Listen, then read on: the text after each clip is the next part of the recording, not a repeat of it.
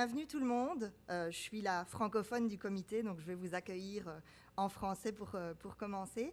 It is my great pleasure tonight to introduce the chair of the roundtable that you're about to hear, my colleague, Dr. Jaffer Sheyholislami. Can you wave? There you go. Thank you. Jaffer is a professor at the School of Linguistics and Language Studies here at Carleton. Carleton is also his alma mater because he did his BA in General Linguistics, his MA in Applied Linguistics, and his PhD in Communication at Carleton, all programs. His research portfolio centers on applied linguistics, social linguistics, and language policy and planning, among other related areas. Jaffer is the author of several books, a special issue of the International Journal of Sociology of Language in 2012, He has authored over 3 papers featured in prestigious peer-reviewed journals, among which in language policy and language and politics. And he's currently finalizing the co-editing of the Oxford Handbook of Kurdish Linguistics. So Jaffer, I'll give it back to you.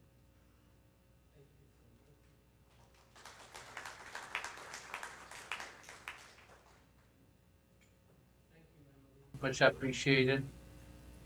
Thank you, everyone, for making this day happen, for all the help that you have given, and thank you for joining us and for coming. Without you, of course, we wouldn't have been able to have a conference.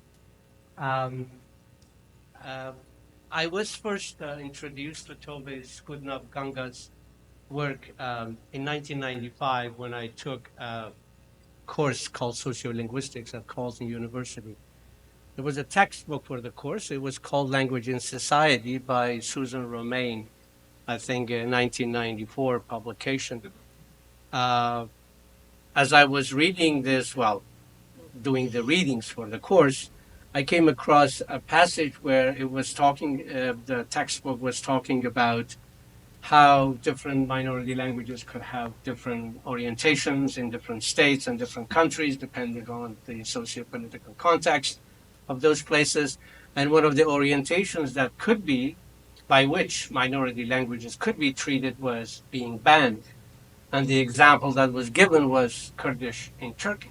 That was my mother tongue. And I was really impressed to see this in an English book in Canada, knowing about this, because I had just also left Turkey, where I was a refugee in the late 80s. And of course, a year and a half prior to that, I had left Iran, and I lived that experience. I knew what the textbook was talking about, but it was also important to me because it somehow gave me the permission that it was okay to talk about this oppression, that I had the right to do so because I didn't have this right. But of course, later on, I recognized that there were many people, namely indigenous communities in this country, didn't have this right either. So that was the sad part that I realized much later on, unfortunately. But nonetheless, that was a good start for me in linguistics. At the time, I was a student of general linguistics. So I discovered, actually, Susan Romain cited Tove, I was just told it, Tove Skutnabb-Kangas. So I started reading Tove. I learned from Tove about the complexity of defining mother tongue. I thought there was only one definition, but it turned out actually it was way more complicated than this. I learned about bilingualism, all kinds of it, additive versus subtractive bilingualism, linguicism, linguicide, and of course linguistic human rights. In 2008, at the invitation of Joshua Fishman, I had the pleasure of joining Tove and another great friend and mentor, Dr. Amir Hassanpour from the University of Toronto, to edit a special issue of the International Journal of the Sociology of Language devoted to Kurdish, and Emily just mentioned that publication. The special issue was released in 2012.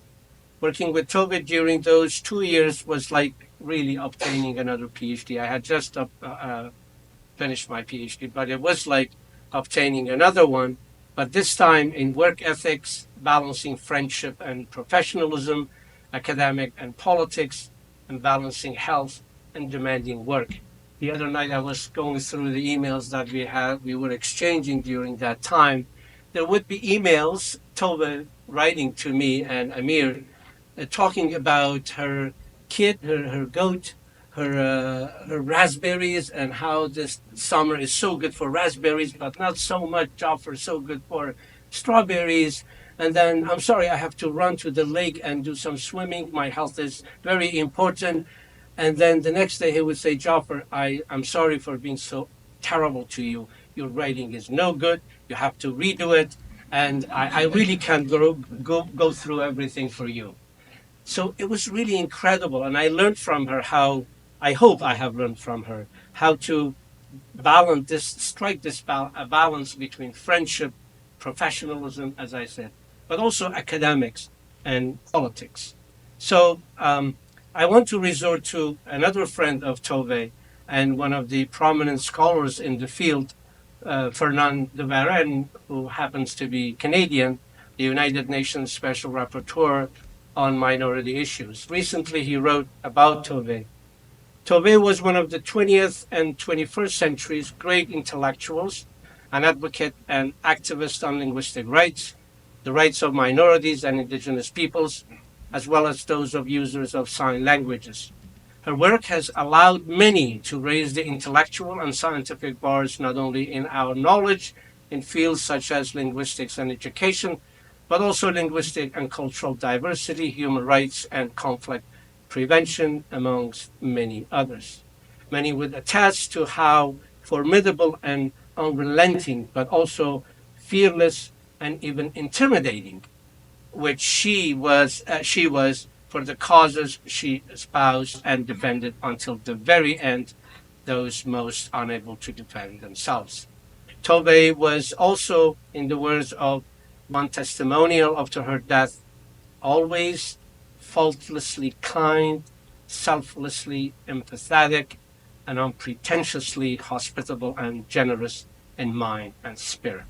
And that's what I truly experienced working during the time I was working with her. My last cooperation with Tove was contributing a chapter to the latest central volume she edited with Robert Phillipson, Wiley's Handbook of Linguistic Human Rights, published in 2022. But linguistic human rights was not the only area in which Tove researched, wrote, and spoke for about 50 years. Our panelists today, in alphabetical order: Salah Akin, Jim Cummins, Hassan Ghazi, Ahmed Kalbul, Amir Kalan, Robert Phillipson, and Shelley Taylor, will help us hear more about Tove's life and research. Let me start with Robert Phillipson, Tove's partner for over 40 years. Thank you for giving me the opportunity to make some comments on formative influences in Tove's life. Growing up bilingually was decisive.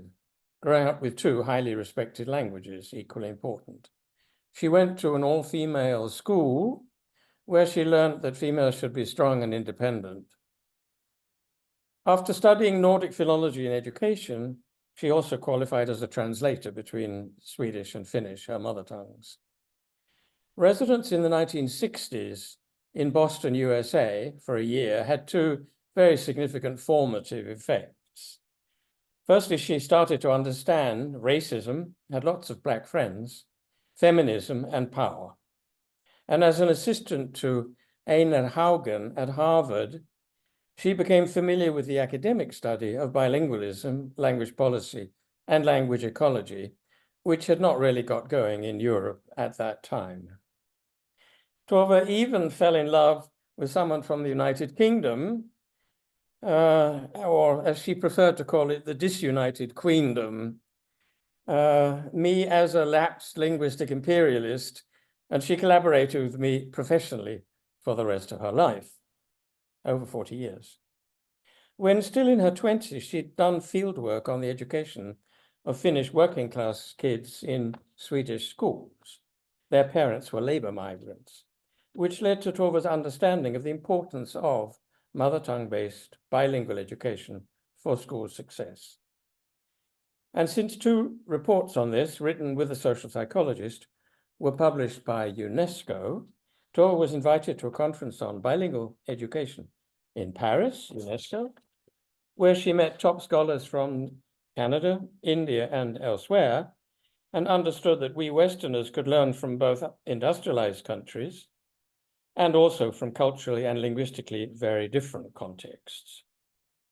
Her first major book, Tvåspråkighet, Bilingualism in Swedish in 1981, and in English 3 years later.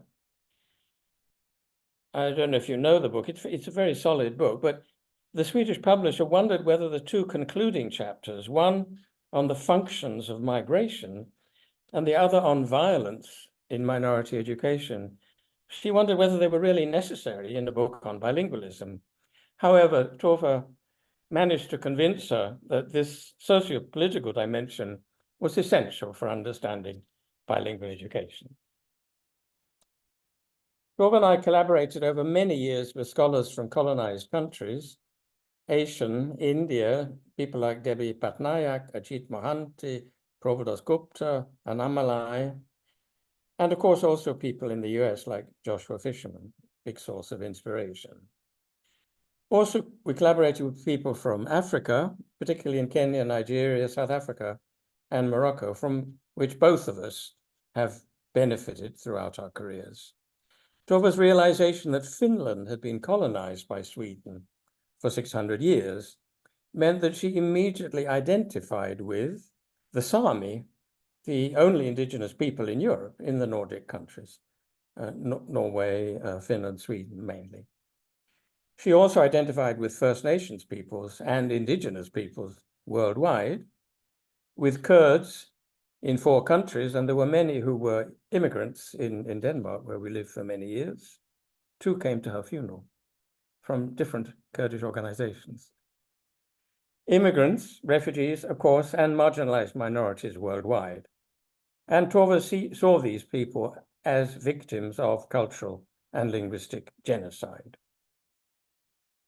Tove was also deeply influenced by critical scholarship by authors like Frantz Fanon, Les Damnés de la Terre, written when he was living in Algeria, an Arab and Berber country, and its war of liberation from French colonialism, where I also spent 3 years in the 1960s, myself, just after independence. Also strongly influenced by Ngugi wa Thiong'o's life's work, writing books and plays in an African language after being a successful novelist in English. And then, of course, his important book, Decolonizing the Minds, which is needed by both majorities and minorities. And another influence in very recent years has been Ahmed Kabel, who will also be speaking to you, is a wonderful, powerful voice from the Global South. Otherwise, the rest of Tove's story is a torrent of academic writing, individually and jointly. She was the first to create the concept, linguicism, in parallel with racism and sexism, and to link up language policy with human rights in Linguistic Human Rights, on which we finalized a handbook quite recently. She edited energetically the book series for Multilingual Matters, Language Diversity and Language Rights, plus lectured worldwide, and was a constant activist all over the world to achieve language rights for speakers of all languages and signers, which we will hear more about today. The speakers at today's panel are people that Tove loved working with and learned a lot from, and I'm very sorry that neither of us will be with you for this panel. But I wish you every success with it, and I'm very grateful to Jaffer for organizing the panel. Have a good panel. Bye. Thanks to Robert Philipson, and thank you. It's my pleasure now to introduce the keynote speaker for this roundtable, Professor Jim Cummins. Dr. Jim Cummins is a professor emeritus at the Ontario Institute for Studies in Education of the University of Toronto. His research focuses on literacy development, educational context, characterized by linguistic diversity, and has been influential in establishing the theoretical foundation underlying bilingual education for minoritized students. He was one of the authors of the California State Department's 1981 volume entitled Schooling and Language Minority Students, a theoretical framework which informed educational policy in California for more than 15 years. The elaboration of this framework was strongly influenced by the Scandinavian research synthesized by Tove Skutnabb-Kangas and Perdi Tukoma in their 1976 report prepared for UNESCO. Specifically, Commons' distinction between conversational fluency and academic language proficiency elaborated the Skutnabb-Kangas and Tukoma finding that Finnish migrant children in Sweden were fluent in both Swedish and Finnish in everyday communicative context, but were far behind great expectations in both languages with respect to literacy skills. Skutnabb-Kangas and Tukoma also reported that Finnish-speaking students whose literacy skills in Finnish were well developed were also performing significantly better on measures of Swedish literacy and overall school attainment. Commons connected this set of findings to a variety of other research to formulate the linguistic independence hypothesis, which has been strongly supported by extensive research over the past 40 years. In 1988, Skutnabb-Kangas and Commons published a co-edited volume entitled Minority Education, From Shame to Struggle, that further explored the intersections of societal power relations, teacher-student identity negotiation, and literacy attainment in multilingual classrooms, and these themes have continued to characterize their scholarly work since that time. Their collaboration extended into the 2020s with Commons' 2021 book entitled Rethinking the Education of Multilingual Learners, a critical analysis of theoretical concepts, the final volume to be published by Multilingual Matters in book series edited by Tove entitled Linguistic Diversity and Language Rights. Before inviting Jim to deliver his keynote on Tove, allow me to end my introduction to Jim with a passage from Tove's entry on Jim in the Encyclopedia of Applied Linguistics published in 2013. Tove wrote about 11 years ago, Professor James Patrick Commons is one of the world's most influential researchers in bilingualism studies. A prolific researcher and writer, Jim Commons has authored close to 20 books. I guess now it must be more. But 2013 it was 20, and edited an additional 11. He has also written almost 200 book chapters and more than 100 refereed journal articles. His work has focused on issues of policy and practice relating to the education of bilingual students, and has been particularly influential in supporting the significant growth of bilingual and mother tongue-oriented multilingual education in countries around the world during the past 40 years. Please join me in welcoming Professor Jim Commons.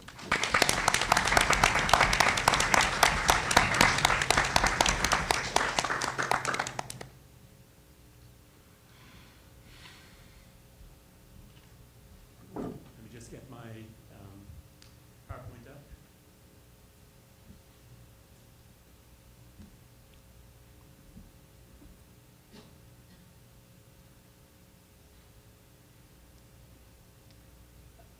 So Jim, it's on the presenter view. We see the full screen, but we don't see your view.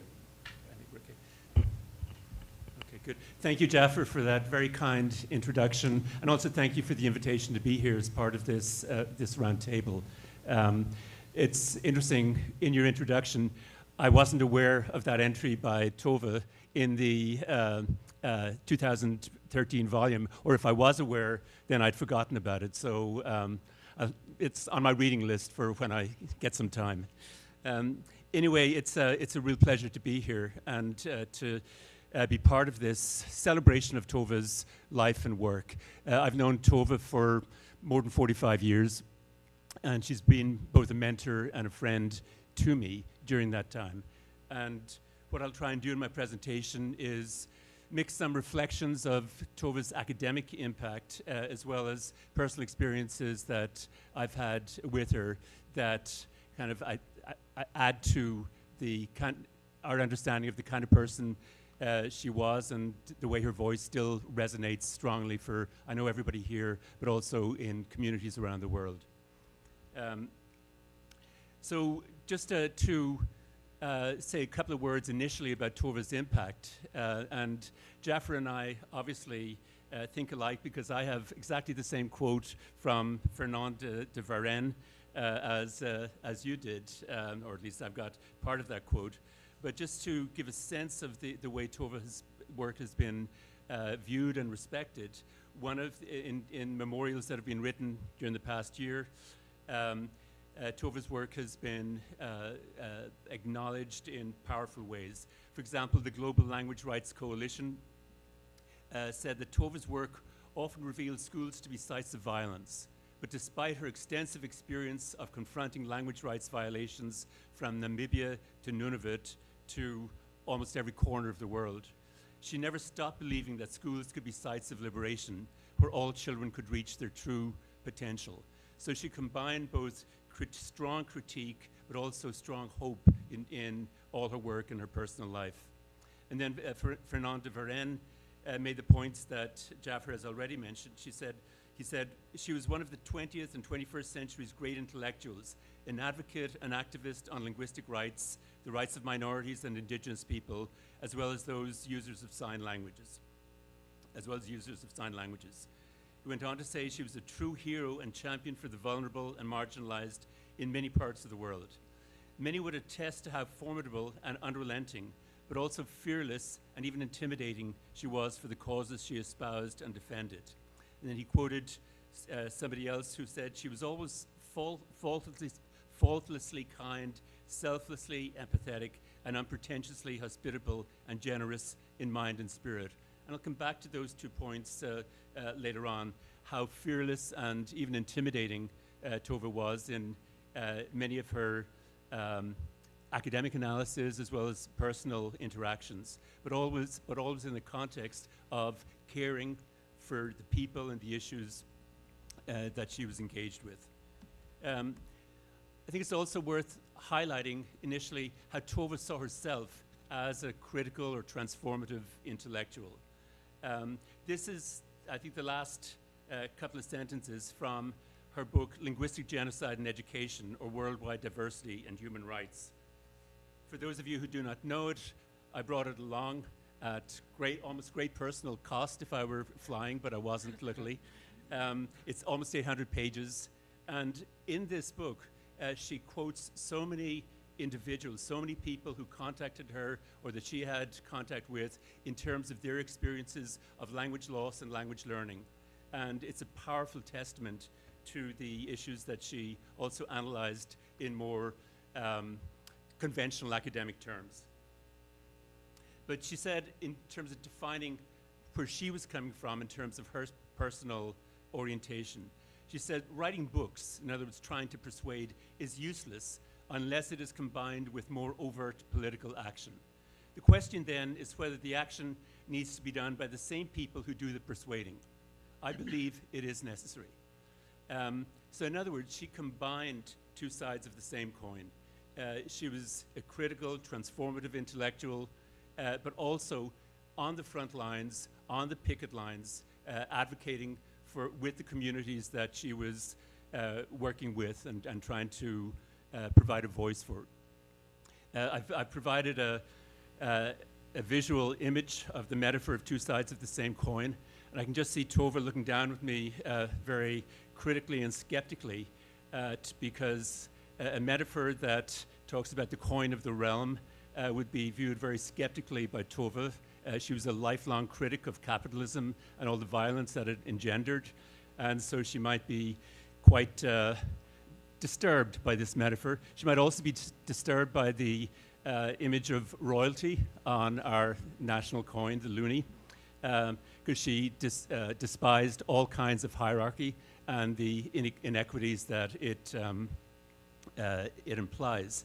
But I think she might also look maybe a little bit in a forgiving way at me and figure out that 45 years of mentorship was just not quite enough to create insight into this incorrigible person that she's worked with. So more work is needed on her part. But I think she would be tolerant of it. Anyway, so let me just give you a sense of what I want to talk about. I'm going to talk about just two of the many themes that emerged early in Tove's work.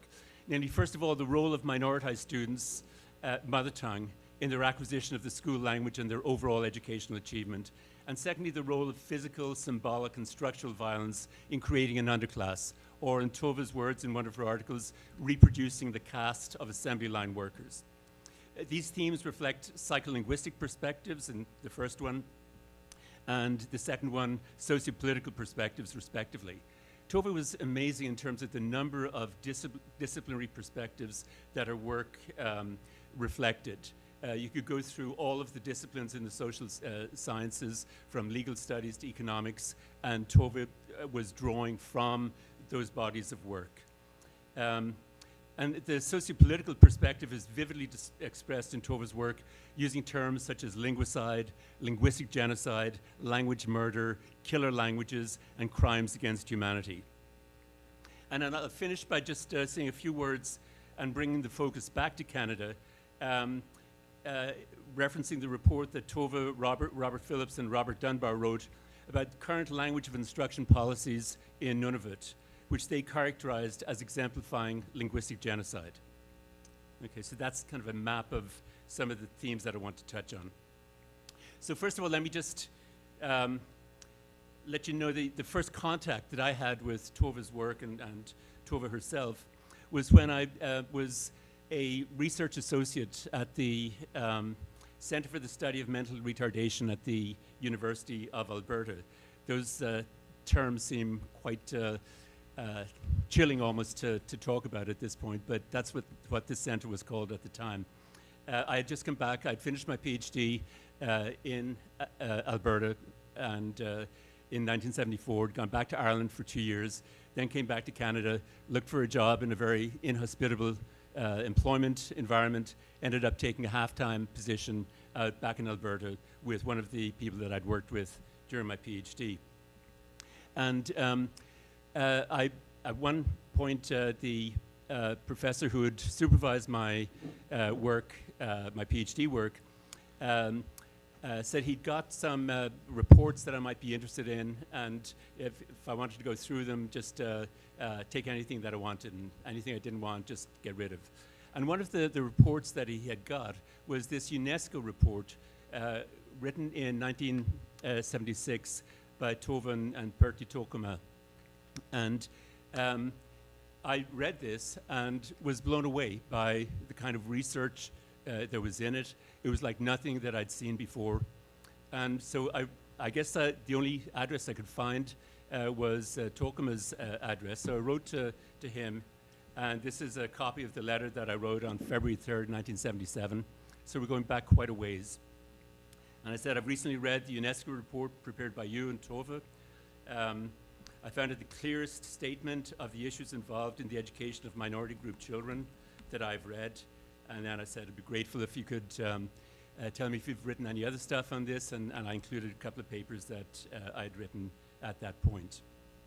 In the book that I wrote or published in 2021, I made the following statement in terms of remembering the experience for me in reading Tove and Pertti's report. I said, I remembered vividly, and this is a quote from the book, I remembered vividly my excitement as I read the synthesis of research documenting the performance of Finnish migrant children in Sweden on various verbal and nonverbal measures of cognitive and academic performance. The authors of the report expressed their purpose as follows. This is a quote from the UNESCO report. They said the purpose of this study was to determine the linguistic level and development in both their mother tongue and Swedish of Finnish migrant children attending Swedish Comprehensive School. Above all, attention was paid to the interdependence between skills in the mother tongue and Swedish. In other words, the hypothesis was tested that those who have best preserved their mother tongue are also best in Swedish. And this was an initial formulation of what I later called the linguistic interdependence hypothesis. And this has formed an important basis or important theoretical concept in developing bilingual programs for minoritized and indigenous students across the globe. And so the seeds of this, as Jaffer mentioned in his introduction, were all in this UNESCO report that Tove authored back in 1976. Tove made the point many, many times that language loss among minoritized students is not a natural process. It doesn't just happen. It's a form of dispossession that is orchestrated by dominant groups through physical, symbolic, or structural violence. And this point is made very clearly in the, I guess, the first book in English that Tove published, whose English title was Bilingualism or Not, The Education of Minorities. And one of the best illustrations that Tove quoted in that book was a quotation from Shakespeare. I have no idea where she found it or who brought it to her attention, but it's from Richard II, and I guess it's the speaker is Mowbray, who's been exiled. I'll just read a couple of lines from it to give you a sense. He says, "The language I've learned these 40 years, my native English, now I must forgo. And now my tongue's use is to me no more than an unstringed viol or a harp, or like a cunning instrument cased up, or being open, but into his hands that knows no touch to tune the harmony. Within my mouth you have enjailed my tongue, doubly portcullis with my teeth and lips," etc. So one of the characteristics of Tove's work and her writing is that she brought data from multiple sources. And she said at one point in this book, "The evidence that we can derive from creative writers confirms much of what we researchers are still unable to establish from our methods of investigation." So she was fearless in terms of academic orthodoxy in bringing in perspectives and insights from multiple disciplines and multiple perspectives. I think she would have approved of this poster that somebody sent me a few days ago. I think it's the person depicted here is probably an Australian Aboriginal person.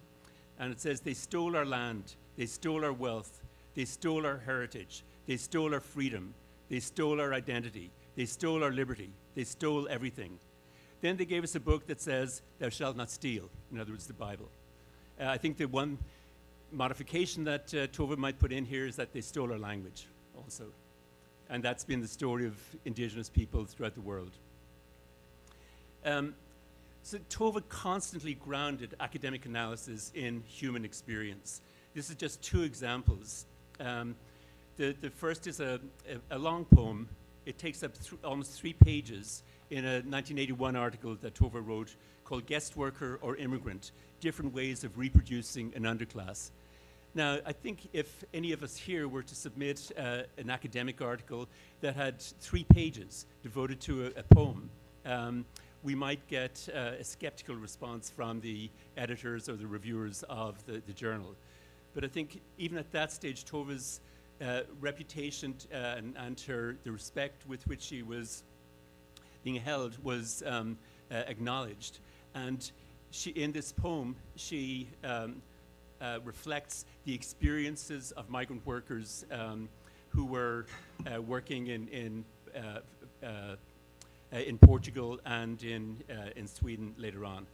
Another example is an article that she quoted in a number of different books, including the one that she and I edited by Antti Jalava, "Mother Tongue and Identity, Nobody Could See That I Was a Finn." And again, the insights and the emotive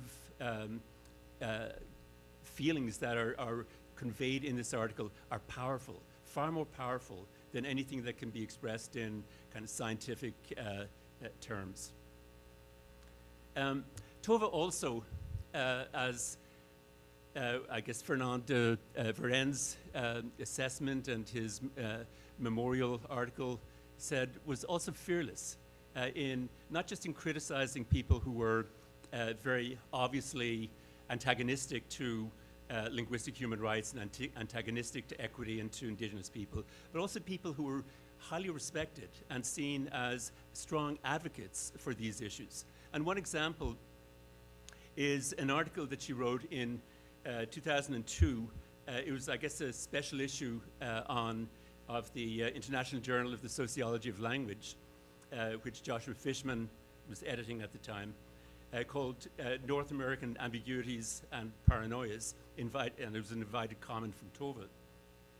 And she really rips into Eugene Garcia, who not long before that had been the director of OBEMLA, the Office of Bilingual Education and Language Minority Affairs in the US government. A very highly respected academic, a strong advocate for bilingual education. But here's what she said about Garcia's article that she was commenting on. She says, "A feeling of unreality was what I was left with after reading Eugene Garcia's article. There were lots of details in this summary which were extremely solid and useful, and I'll certainly quote it very often. However, the first ambiguity in the article is the academic insulation of at least this particular United States researcher. This self-separation and self-ghettoization, I'm afraid, seems to me typical of many of Eugene Garcia's peers because there's minimal reference to research outside the United States. And the second ambiguity in the article then has to do with this paranoia, namely attitudes towards the mother tongues of minority students. Many American researchers still go to great length in order to avoid even mentioning the minority mother tongues, or at least to avoid presenting their use as the main medium of education, as something normal and natural, and even as a human right. There seems to be a host of avoidance strategies to invisibilize minority mother tongue, and Eugene Garcia uses many of them. And finally, I would like to know why there's nothing about the international human rights law obligations towards linguistic minorities in the articles." So she was not afraid at all to express powerful critiques of people who were on the same team, essentially, as she. She was also reflective in terms of her own orientation to these issues. And here's something that she said in her series editor preface to my book in 2021. She said, "Sometimes I've been hoping that Jim would present and start demanding more radical solutions, such as complete mother tongue medium education K-12, of course with a dominant second language, a dominant language as a second language subject. But in most contexts, this would be impossible in practice, whereas what Jim has suggested has been and is doable. Likewise, when I've been moving towards looking at the extent to which much of the indigenous and minority education today all over the world fits several of the definitions of genocide in the United Nations 1948 Convention on the Prevention and Punishment of the Crime of Genocide, and it does, it has so far not helped much in practice to limit or eliminate linguistic and cultural genocide, even if many people now have to admit that such education is genocidal. Claiming this makes many people defensive or angry, and some also feel guilt. This is not a good starting point for achieving change." So in several articles and books, she also, I think, expressed some disappointment that more change had not come from the work that she and colleagues and others had done, both as in persuasive way through the writing articles, through highlighting United Nations conventions, but also through activists. So that reflection on the limits of academia to enact change is something that she was acutely conscious of, particularly, I think, in her, over the last 10 or 15 years. An example, again, from my personal experience with Tove, of her being formidable and unrelating, but also fearless and even intimidating, comes from this illustration. I'm not going to read it, but it's here in the PowerPoint just so that people who just are looking at the PowerPoint can read it. But she and I were invited back in January 1982 to engage in some discussion with bilingual education policy advisors at the California State Department of Education.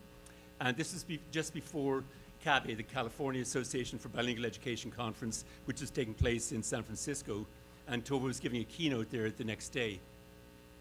And after the session with the State Department educators, and the State Department at that point had enacted a bilingual education policy, so they had moved in a very progressive way to implement strong forms of bilingual education, which were far ahead of what was happening in many other parts of the United States. But we were driven from Sacramento to San Francisco by the husband of one of the people in the State Department.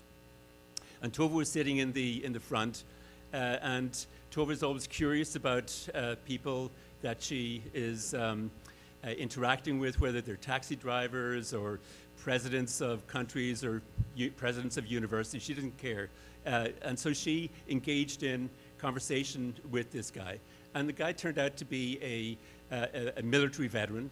And they got into talking about global affairs and the United States impact, very negative impact in terms during the 1970s and 80s and before on not only the education of minority groups, but also the subversion of human rights and in many countries in Latin America.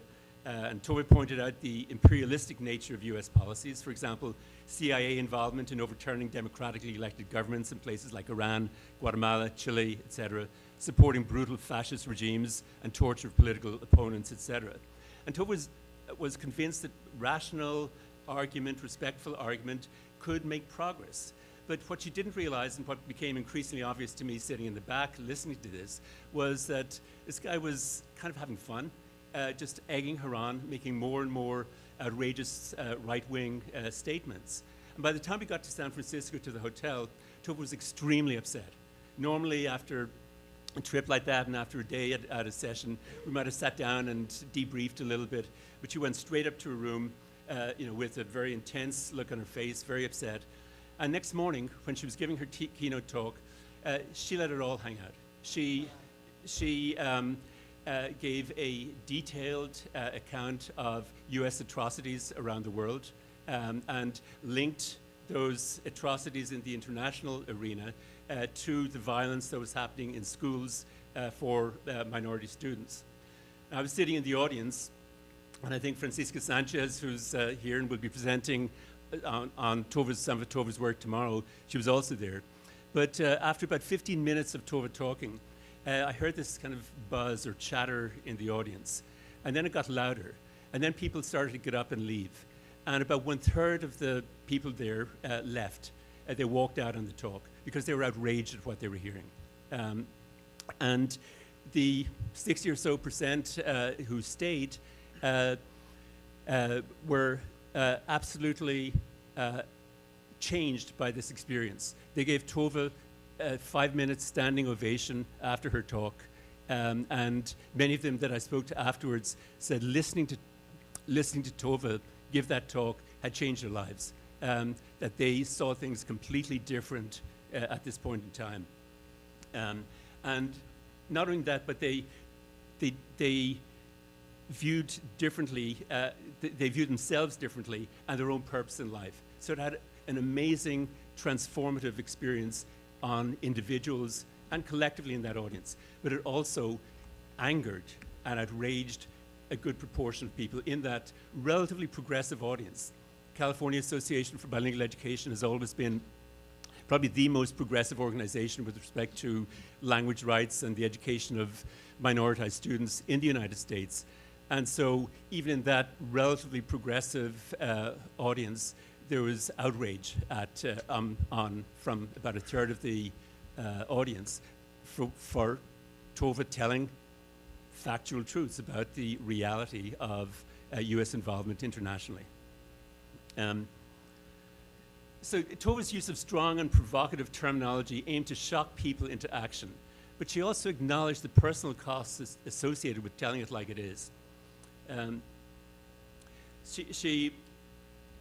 These are quotes from her linguistic genocide book. It says, "What I claim throughout the book is that genocide happens equally effectively when a child is psychologically and structurally prohibited from speaking and wanting to speak her own language, and is psychologically transferred to another group, made to want to identify with the dominant group instead of, rather than in addition to her own. Therefore, in order to show the seriousness of the psychological prohibition and transfer, which often result in the disappearance of a language, words have to be used which clearly show the similarity of a physical and a psychological process, and which show that the processes are not agentless."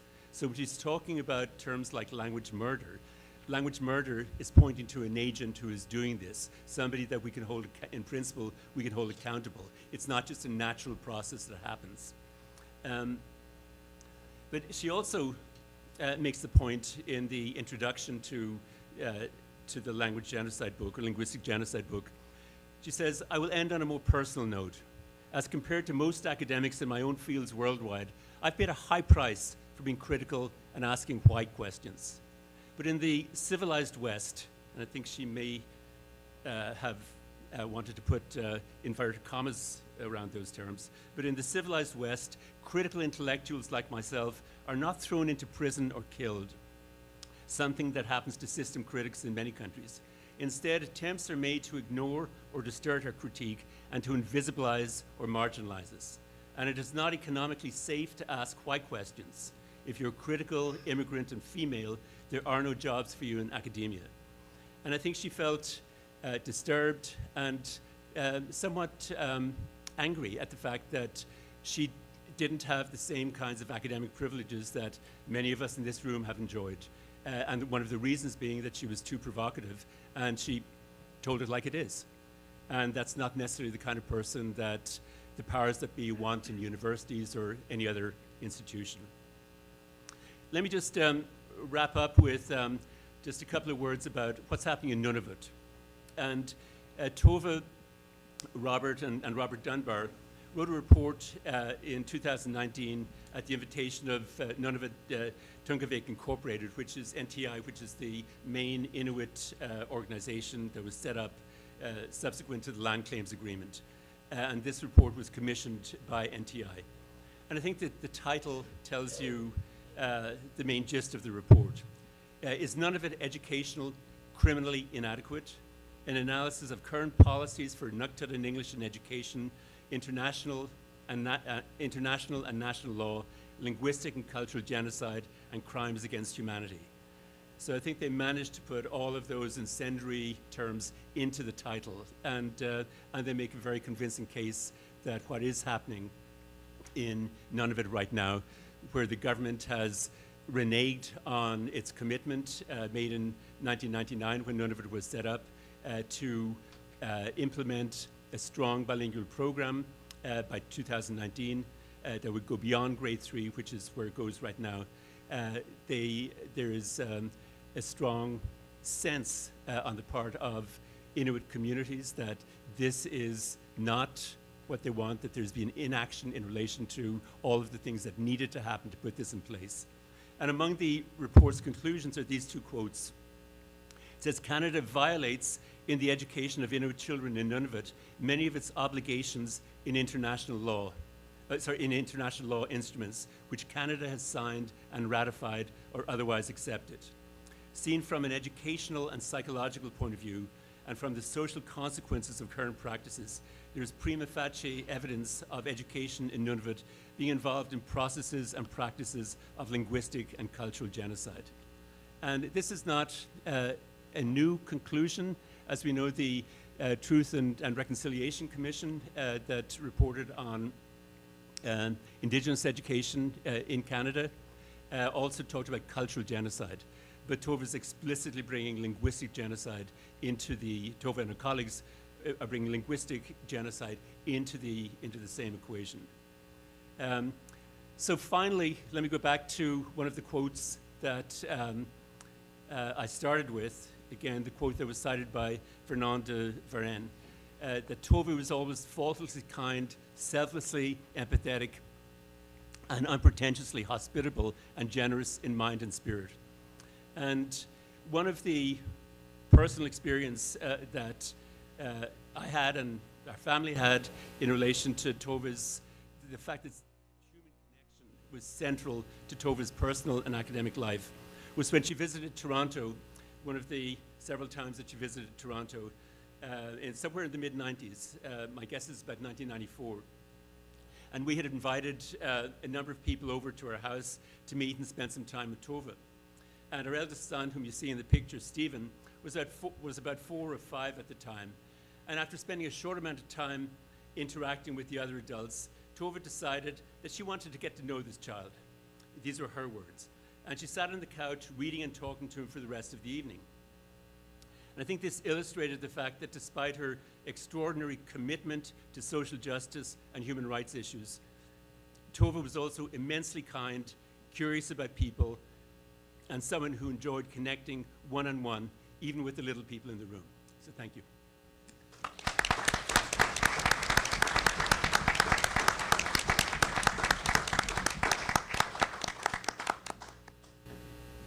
I will, just a second.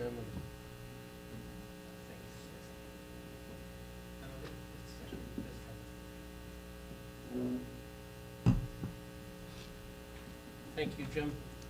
Much appreciated. I'm so glad I didn't say much.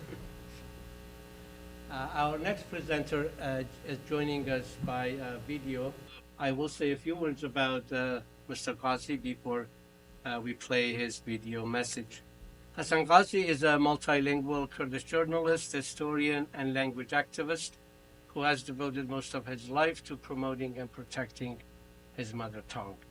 Among numerous publications, I would like to highlight his translation of 2 volumes by the great sociolinguist Peter Trudgill into Kurdish, Sociolinguistics, An Introduction to Language and Society, and a glossary of sociolinguistics into Kurdish. Mr. Ghazi interviewed Tove twice in a sociocultural television program he has been producing and hosting for over 20 years. In his video recording, he will also tell us about the first time he met Tove in Sweden, about her fearlessness and critical approaches to the extent of being intimidating. I have seen that too with my own eyes. But at the same time, kindness and commitment to being the voice of those who were and have been silenced for so long. And Hasan Ghazi has at least 2 nice anecdotes, and let's listen to him. My name is Hasan Ghazi. I used to live in a town in the north of Sweden. It's called Sundsvall. And I was working in the municipality with the refugees, mostly Kurdish refugees. And at that town, there was a very large meeting organized by the cultural administration of the municipality for teachers. And the Tove Skutnabb-Kangas was invited to this meeting to speak about the necessity of the learning these languages and to the foreign students in the town. Okay, in the middle or beginning of 1990s. So I don't remember exact the year, but it was my first encounter with Tove. And while Tove was speaking to the teachers, it was a very large audience in this meeting. At least 200 people were there. And then when she was talking about the different experiences and also the oppression against languages, and she gave the example of Turkey. And she said that Turkey has passed some anti-terrorist laws, and these anti-terrorist laws also are connected to the usage of the language, or to use a language rather than Turkish in the society in general, things like that. And she was really, according to me at that meeting, I thought it was a kind of exaggeration.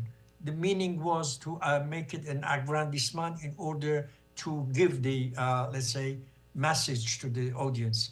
And she said something I remember vividly. She said, while you are listening to me, to these questions concerning Turkey, you are also can be accomplice, because according to these anti-terrorist laws, you can also be prosecuted because you are listening to this. So while it came to the question and answers, so I asked her, I said this exactly like that. I said, okay, there is also oppression in Turkey against Kurdish language, but I think this is a kind of exaggeration here. And she asked me, just right away asked me, what is your nationality and your mother language? I said, it's Kurdish. So she retold that you must be ashamed to put into question what I say about the oppression and the suppression against Kurdish language. So in the break, so we spoke a little, and then we became very soon for good friends. So and later on, so I moved to Belgium, and in 2005, I think, I invited both Tove and Robert Philipson to my show, which was sent from Belgium to Kurdistan, to a TV station called Roche TV, and we made two interviews. It was recorded interviews, of course. One of them was about the linguistic genocide in education and linguistic diversity, and also in the framework of this interview, so she spoke about the case of the Kurdish language. And the second one was about the linguistic diversity and the biodiversity, which was very interesting. And we tried to translate. We used a method in this way that, for instance, I gave the questions to her first.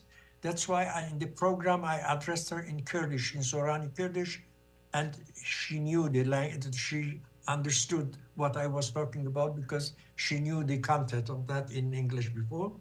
And later on, I transcribed all these both interviews, and it was a great loss. And I am also pleased for my part that we could arrange a kind of tribute to her together, that you also participated together with Dr. Kalan and Sharif Derinja. So thank you very much for me. That's all I wanted to say.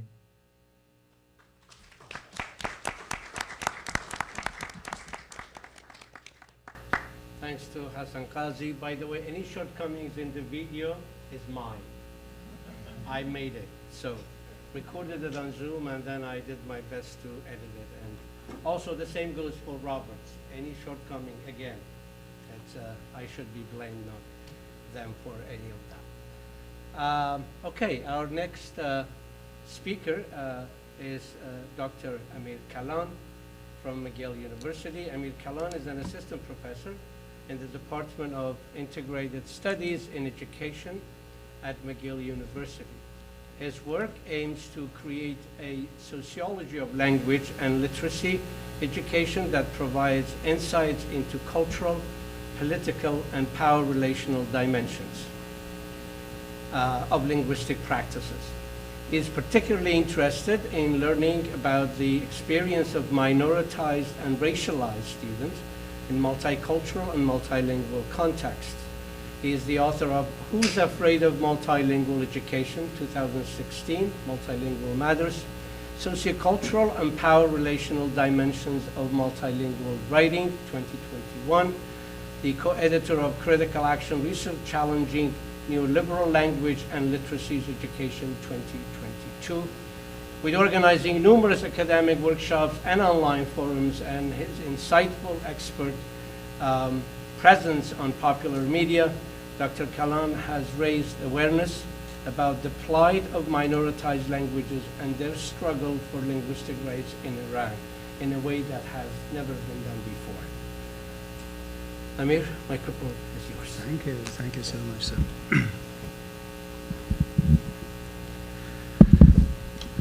So thank you, Jaffer, for your kind introduction, and thank you and your colleagues for organizing this conference and putting together this very important roundtable. It's an honor for me to be part of this conversation, to be on the same panel with these amazing panelists, and it's a pleasure to be in conversation with our audience today.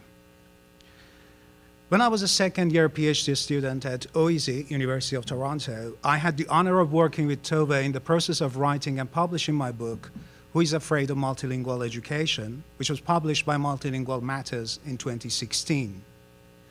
The book was an attempt to bring major multilingual educational scholars together to discuss and critique socio-political discourses that hindered establishment of mother tongue-based multilingual education. The project started with an interview with Jim Cummins when I had no idea our conversation would turn into a book. And Jim's openness to the project encouraged me to invite other scholars, including Tove, Ajit Mohanty, Stephen Bahri, to contribute to this project. Jaffer later on contributed a chapter to the book as well. Tove's role as the publisher's in-house editor provided me with the opportunity to interact with her. I could speak for hours about Tove's kindness, energy, intellectual generosity, and genuine academic curiosity. However, I would like to focus on an aspect of her academic character that has been most impressive for me as an international scholar who comes from the Iranian plateau, a territory with a long history of multilingualism and multiculturalism. When we published Who is Afraid of Multilingual Education, we had a book launch at the University of Toronto in which the contributors discussed multilingual education in Iran, in India, Central Asia, and China. At this event, Tove highlighted something which was truly enlightening and addressed a serious gap in our conversations in Western research trends such as multilingualism, translanguaging, plurilingualism, and other similar trends, which I usually refer to as pluralized concepts. Tove said, quote, "As I see it, a lot of the most interesting and furthest gone theoretical work on multilingual education, and especially the sociology of multilingualism, now is not done in Europe or US or Canada. It is done in Southeast Asia, Central Asia, and so on. So we in the Western world are the ones who have to learn," unquote. In my interactions with Tove, I felt she was one of very few academics in our field who had a deep knowledge of multilingualism and language education in international contexts. I'm always surprised when I meet applied linguists in the West who know very little about the rich traditions of multilingualism and multilingual education in Africa and Asia. In addition to a knowledge of these contexts, Tove created an international community of activists and scholars who had significant impact in their own contexts. It is not, of course, unusual for Western academics to connect with international scholars. Unfortunately, it often happens when international researchers' work is used as data for Western theory, to illustrate Western ideas or to prove Western ideas right. The words I quoted from Tove clarifies her stance regarding non-Western knowledge production. She humbly put herself in the position of learning from these traditions. Her comment at the book launch was not the first time she expressed this idea in our interactions. She edited my book as the in-house editor of Multilingual Matters. In this process, we had a lot of conversations, but one was about a section in the book where I deliberately highlighted that studying multilingual education in the Iranian plateau happened before the establishment of contemporary multilingualism research in the West. As a more recent attempt of this knowledge tradition, I highlighted the work of the Turkish teacher-researcher Samet Behrangi. Behrangi, in his 1957 book titled Investigations into the Educational Challenges of Iran, reported his observations as a village teacher trying to teach Farsi, the official language of the country, in a Turkish province. In his book, he described the connection between language and student identity and warned against the negative impact of the omission of students' mother tongues in the process of learning. He then discussed many concepts that would become popular academic discourses many years later in the West. For instance, the necessity of implementing mother tongue-based multilingual instruction, the importance of teaching features of the dominant language where students can engage in translanguaging, for instance, teaching cognates, engagement with alternative pedagogies such as storytelling and performance-based teaching methods, creating curriculum content based on minority students' cultures and literatures, and creating bilingual textbooks. Tove was fascinated with Behrangi's work and welcomed including this section in the book. An important component of contemporary language and literacy research in Anglo-American academia has been a move towards pluralized concepts that allow imagining more inclusive educational policies and pedagogical practices. Some examples include multiliteracies, intercultural literacy, multimodality, multilingualism, plurilingualism and translanguaging. This attempt is commendable, but it should go hand in hand with the recognition that non-Western communities have long engaged in and studied multilingual and multisemiotic performances. Tove was one of the Western academics who, among many other significant dimensions of her work, was willing to recognize and highlight this rich history. Thank you. Thank you so much.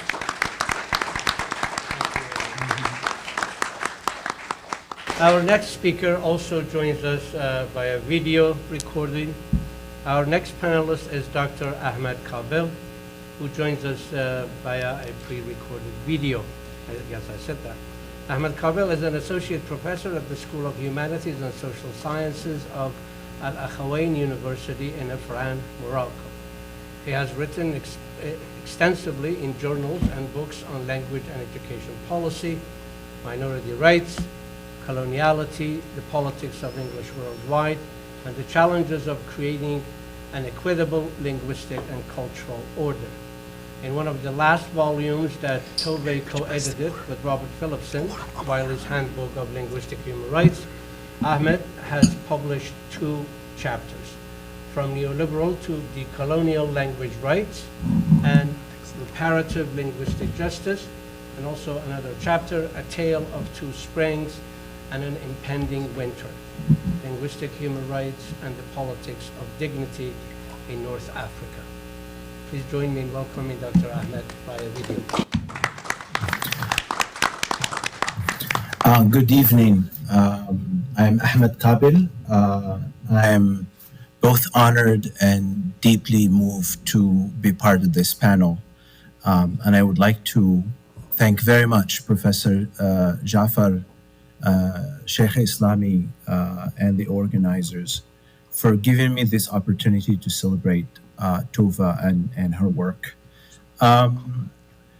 Tove's passing is a loss for language, that exquisite monument of human ingenuity.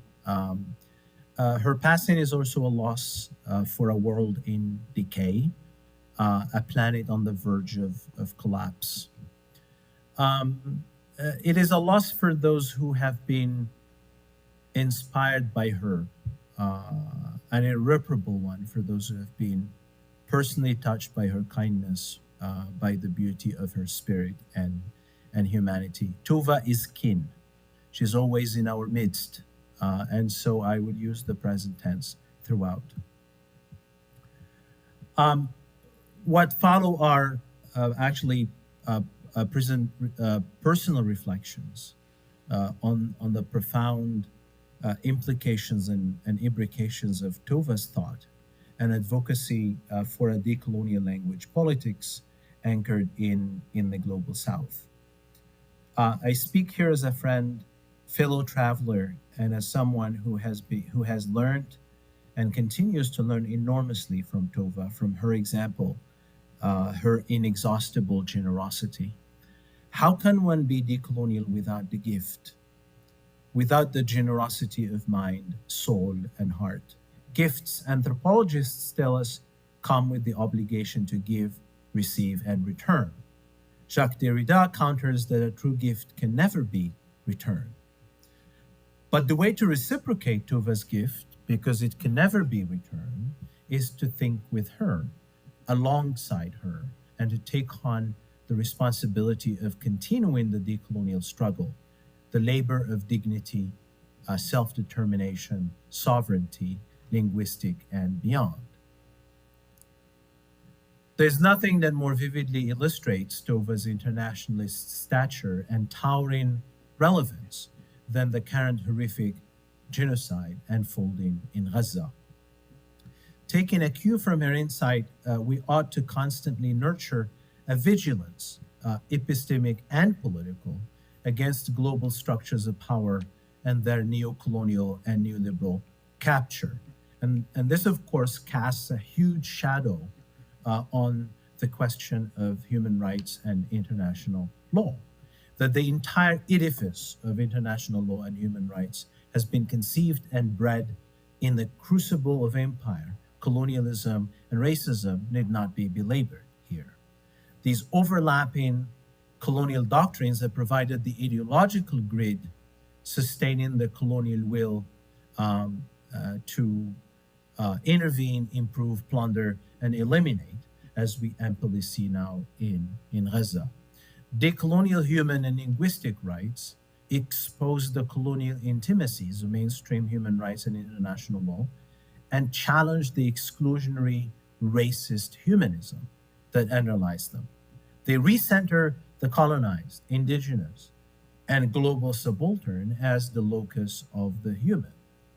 Tove's vision and praxis of linguistic human rights offer us a method, language, and philosophy for decentering the liberal and colonial underbelly of these hegemonic configurations and subverting them to create spaces of resistance and emancipation for the linguistically minoritized, oppressed, colonized, and eliminated.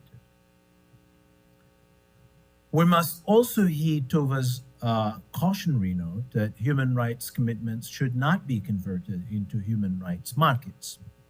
There clearly exists intimate connections between imperialism, international law, human rights on the one hand, and capitalism on the other. Devastation engendered by the dogmas of neoliberal development has corollaries in the symbolic, linguistic, and cultural disablement and debilitation caused by subtractive language and education policies.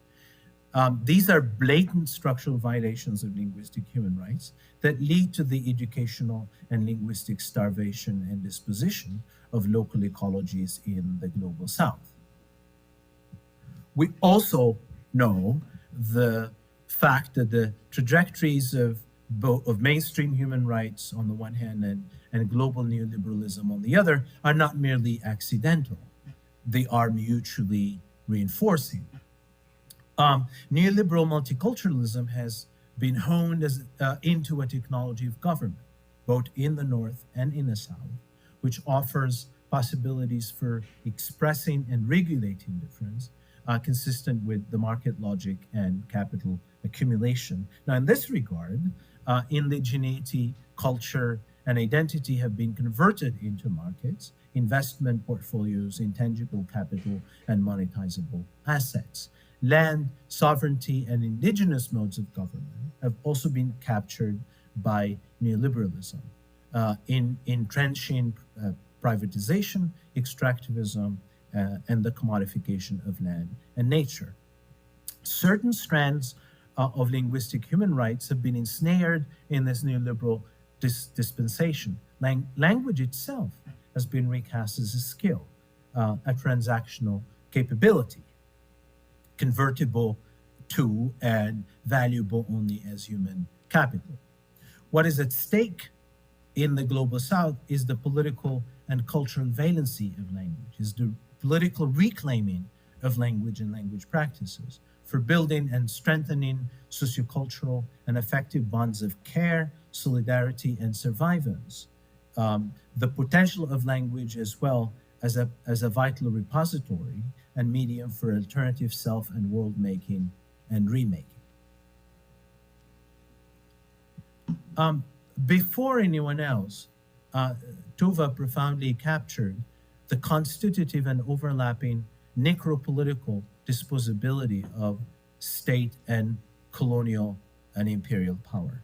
By centering linguicide and linguicism, she foregrounds and remains attuned to the logic of elimination that transpires from the monological grammars of settler, colonial, and state violence. Her insistence on the inseparability of symbolic, structural, physical violence is matched by her equally emphatic affirmation of the irreducibility of linguicidal and linguicist violence. If settler colonialism is the universal condition of the present, the decolonial politics that flow seamlessly from Tove's work point to the entrenchment of linguicide and linguistic coloniality as the predicament of the global South. I would like to suggest the term linguicene to mark this condition. The linguicene thus indexes the deep time of modern linguistic ruination meted out over the entire period of colonial modernity. The Linguocene highlights the enduring and relentless devastation of linguistic ecologies as a world historical process. It registered the deep histories of linguicide, linguicism, linguistic imperialism, slow linguistic violence and death, and linguistic debilitation prompted and abetted by colonialism and its various avatars. For the first time in human history, colonialism and capitalism turned linguicide into a planetary phenomenon. While the Linguocene highlights linguistic catastrophe, it is important to see it as an adjacent and constituent matrix to the Anthropocene. I am asking with Tove, is linguicism not an environmental threat? The assault on biological diversity and ecologies is invariably intertwined with linguistic ruination. Tove is a groundbreaking thinker in establishing intimate linkages between biological and linguistic diversity. Not only are knowledges and ways of making and being kin with nature and the world are inscribed in an increasingly diminished pool of devitalized, subjugated, and disappearing languages, but the conditions of possibility for living and embodying meaningful and mutually enriching relationalities with nature are being eroded by ecological devastation. The impoverishment and ruination of ecologies and languages flow from the same logic of cheapening, subtraction, and reification, all colonial in character. One dimension of the coloniality of dominant human rights is that they are anthropocentric. Decolonizing them requires the decentering of the human that has been a fundamental feature of the dominant version of human rights and colonial modernity in general, and recentering of a broad kinship beyond the human. On this view, then, decolonial linguistic human rights posit a pluri-ecological imagination where human and more than human diversities are cultivated and sustained against the grain of colonial and capitalist decay. A decolonial thought is one that seeks to re-enchant the world. And what would be a better way than to see the world teeming with linguistic spirits of all kinds and shapes? What would be a more humane re-enchantment than decolonial multilingualism? We can change the inevitability of the abyss. Thank you.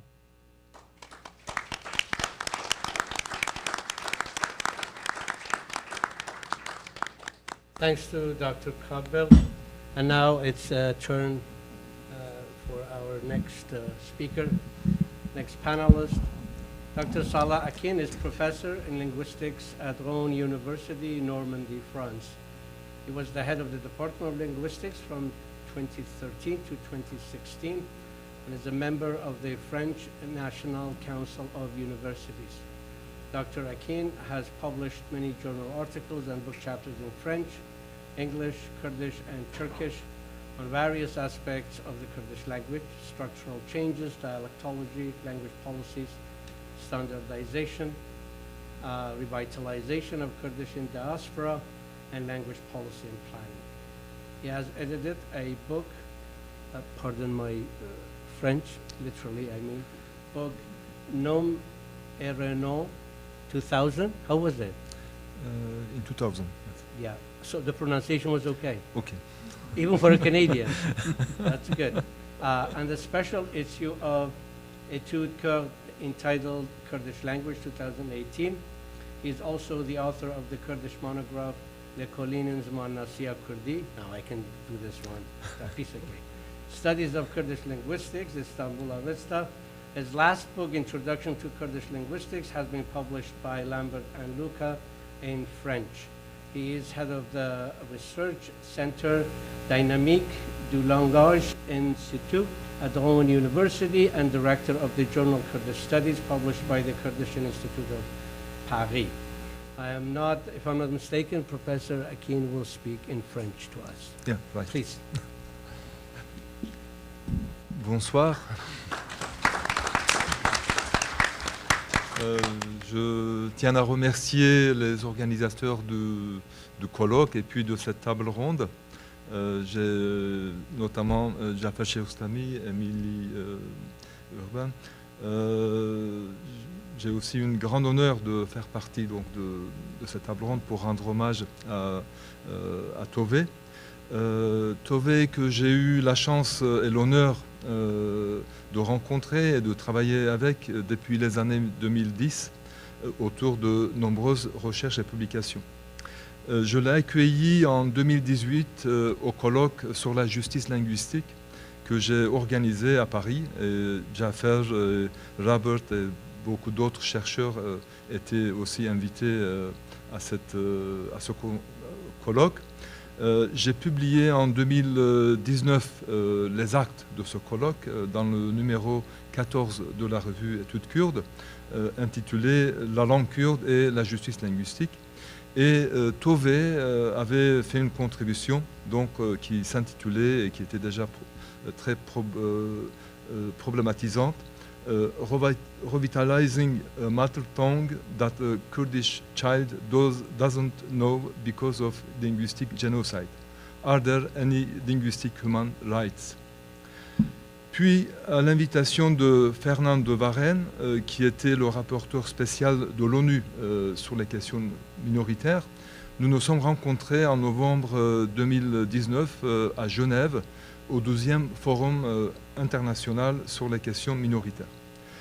À travers nos échanges et discussions qui se sont poursuivis tout au long des années suivantes, j'ai découvert une grande sociolinguiste, humaniste, profondément préoccupée par le devenir des langues et le destin de leurs locuteurs.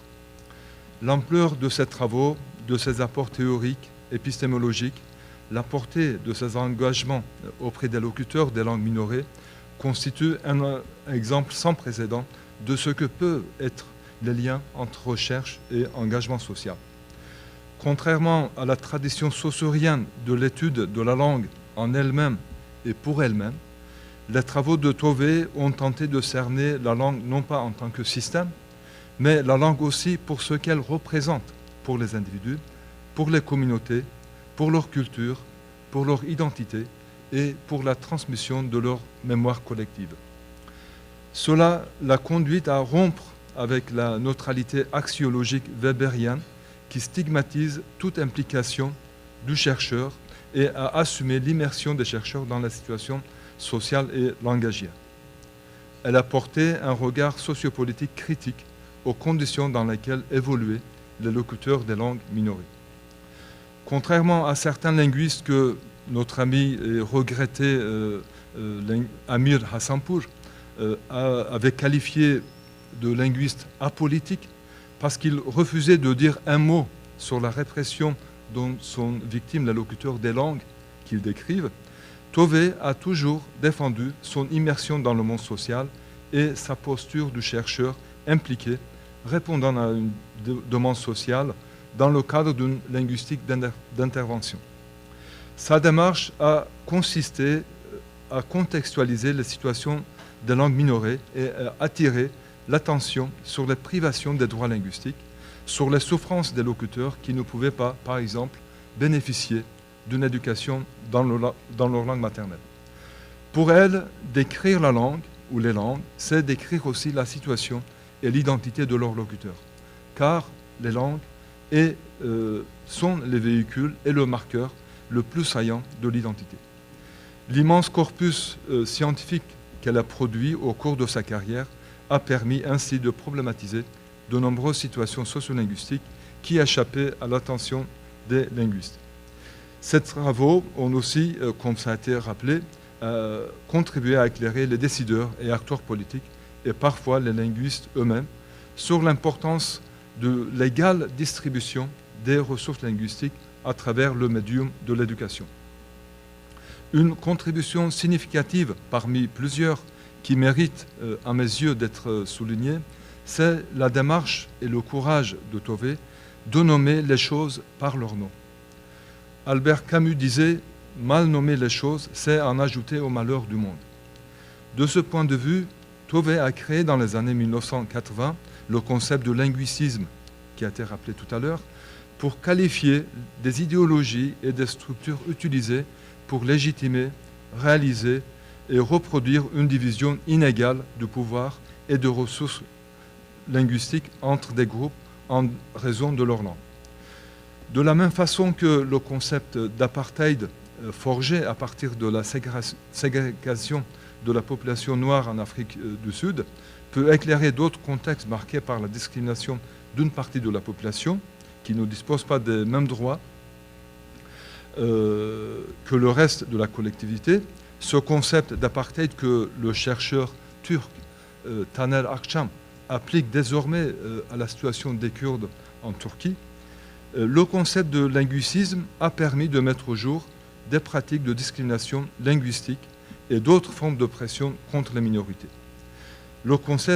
Ce concept donc de linguicisme a joué un rôle agentif, performatif, on pourrait dire, car il a donné aux militants et activistes linguistes les clés de compréhension, d'évaluation de leur situation linguistique, comme ceux du kurde en Turquie, en Iran, en Syrie, ou les locuteurs de l'ouïghour, du tibétain en Chine, confrontés à des pouvoirs totalitaires qui tentent d'éradiquer leur langue.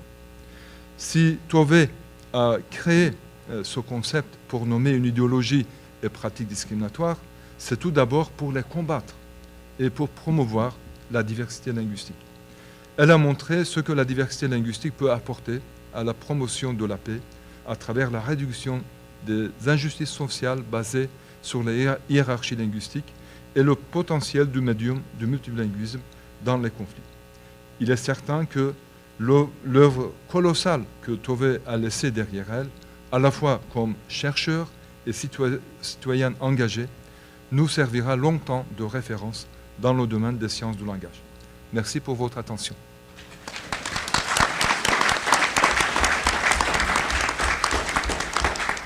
Merci, Dr. Akin. Our next speaker panelist is Dr. Shelley Taylor. Shelley Taylor, professor, teaches in the graduate program of TESOL, Applied Linguistics at the University of Western Ontario. She's past president of TESOL International Association 2425 and convened an international research network for ILA, the International Association of Applied Linguistics, from 2011 to 2021.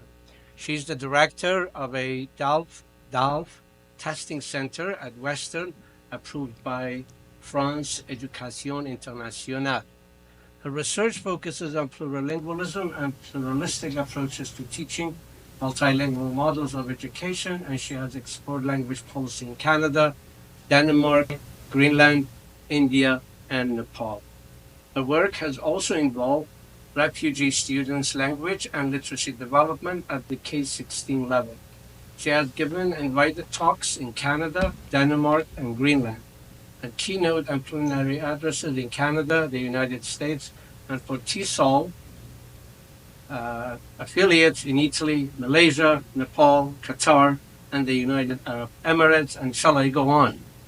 Shelley has published journal articles and chapters written in English, Danish, French, and translated into Turkish in the Canadian Journal of Applied Linguistics, Copenhagen Studies in Bilingualism, and Journal of Language and Cultural Pedagogy.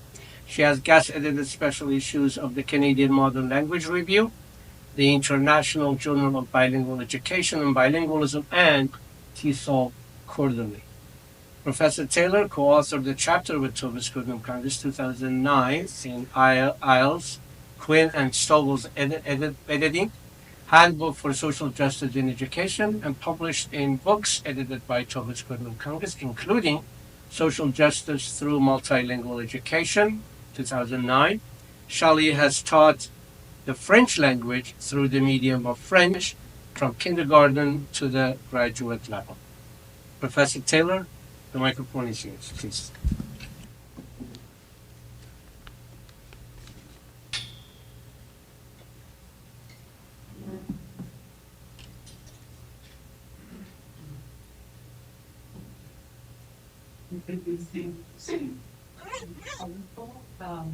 Something that hasn't been mentioned so far was Tove's love of others And my slides have her favorite colors. So the title is One Nice Talk and Good Intentions Are Not Enough. Tove Skutnabb-Kangas' impact on addressing discriminatory operating norms and language underdevelopment. Okay, so the insufficiencies that she discussed related to educators attempting to implement well-meaning pedagogical practices in situations where the structures outlined by Cummins, for example, curriculum, policy, pedagogy, and assessment deny children from minoritized language backgrounds the opportunity to develop their mother tongue proficiency, and that requires linguistic human rights.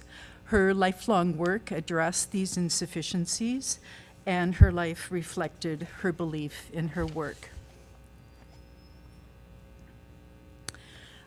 So François Grain, in his obituary, he stressed how she was a scholar and an activist. And Robert Phillipson, after his announcement, which was the worst email any of us ever received, he started receiving many testimonials. And by the time he published in Language Policy, he already had 6,000 plus words, and I'm sure many more. And some of the comments that he received were from the Einstein of the language world to warm and close cooperation with members of sign language communities over decades. You could better, une grande linguiste, défenseur des droits et de la justice linguistique dans le monde, ainsi qu'un ami de la cause kurde. Je me souviendrai toujours de sa gentillesse.